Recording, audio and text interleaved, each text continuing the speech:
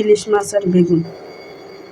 এর লেগে কড়াইতে প্রথমে তেল দিয়ে দিয়েছি, তবে তেলটা গরম হয়ে গেছে, এখন দিয়ে দিবি মাছ।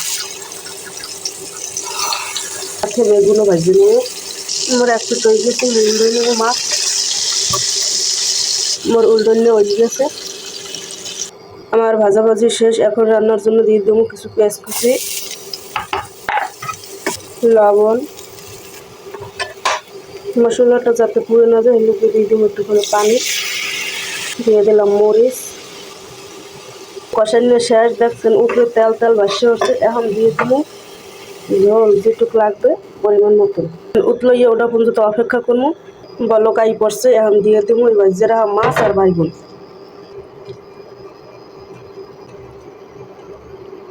সব দেওয়া শেষ, এখন ঢাকনা দিয়ে ঢেকে দেবো। মোর রান্না প্রায় শেষ, মোর রান্না করা শেষ। দেখেন দেখতে যে লোভনীয় হয়েছে, খাইতেও মনে হয় অনেক মজা হয়েছে। আমি দেখতে পাচ্ছেন রান্নাটা অনেক সুন্দর হয়েছে। এই পর্যন্ত, আল্লাহ হাফেজ।